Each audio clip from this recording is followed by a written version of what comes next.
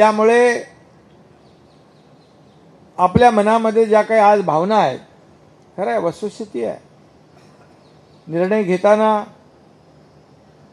एखादा नगरसेवक ग्रामपंचायतीचा सदस्य देखील निर्णय घेताना 10 वेळा विचार करतो.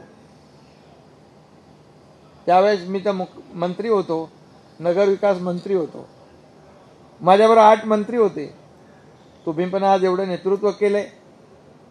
आज काँग्रेस बरोबर इतके वर्ष तुम्ही काम केलंय. बघायला गेलं तर तसं आपल्या दोघांमध्ये पण साम्य आहे. तुम्ही मगाशी बाळासाहेबांचा, मुरलीभाईंचा देखील उल्लेख इथं केला. खरं म्हणजे काही लोक अशी असतात की ते पुन्हा होत नाहीत. त्यांचा पुन्हा आपल्याला पुन्हा तशी माणसं भेटत नाहीत, दुर्मिळ असतात. ते स्वतःसाठी जगत नाहीत, समाजासाठी जगत असतात, दुसऱ्यासाठी जगत असतात, आपल्या देशासाठी जगत असतात.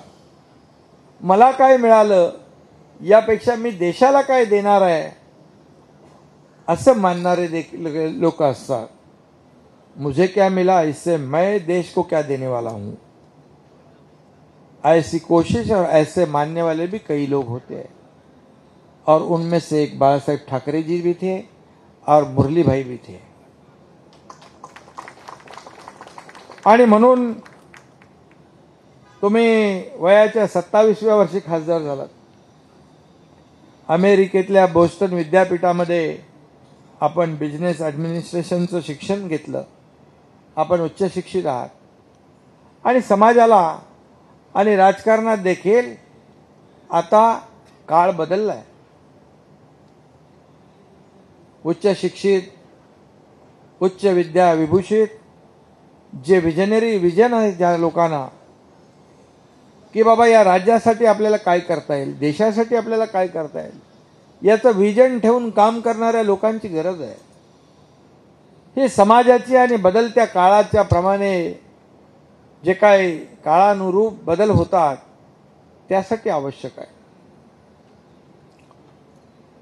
आणि आज एक अभ्यासू, सुसंस्कृत, संयमी आणि मेहनत घेणारा कार्यकर्ता, नेता म्हणून आपली जी काय ओळख आहे आणि आपला दांडगा जो काही जनसंपर्क आहे ते आजच्या प्रवेशावरून या ठिकाणी पाहायला मिळालेलं आहे.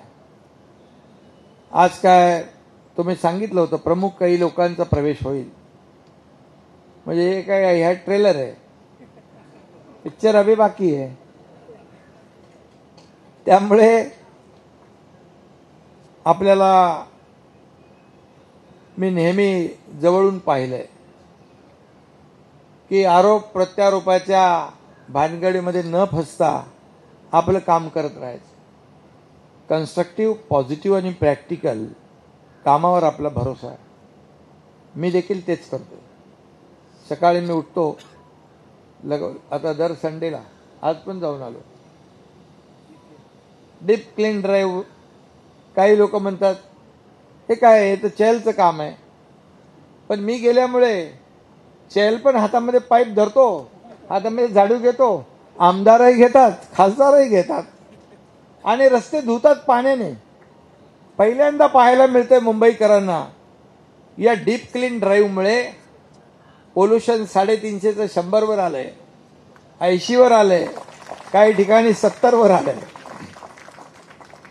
आणि परवाच आपल्या राज्याला आदरणीय राष्ट्रपती महोदयांच्या शुभ हस्ते स्वच्छतेमध्ये देशामध्ये पहिला नंबर मिळाला. ही याची फलश्रुती आहे, याचा इम्पॅक्ट आहे. काही लोक म्हणाले, काल श्रीकांतच्या इकडे गेले होते कल्याण लोकसभेत, म्हणाले आता हे रोड सफाई, रोड धुलाई चालू आहे, आता निवडणुकांमध्ये यांना साफ करा. लोक रस्ते साफ करणाऱ्यांना, रस्ते धुलाई करणाऱ्यांना, लोकांची कामं करणाऱ्यांना, लोकांना भेटणाऱ्यांना कसं काय साफ करतील? ते तर घरी बसणाऱ्यांना साफ करतील, बाहेर रस्त्यावर फिरणाऱ्या, फील्डवर काम करणाऱ्या कसं साफ करतील? जनता सुज्ञ आहे आणि मी त्याच्यावर काय बोलत नाही. थोडंसं कधी कधी बोलायला लागतं, पण मी कधीही बिलो द बेल्ट पातळी सोडून कधी बोलत नाही. कारण त्यांच्या भानगडीत पडलो तर आपलं काम बाजूला राहील. आणि म्हणून मिलिंदजी, मी 1.5 वर्षामध्ये एकही सुट्टी नाही घेतली मी.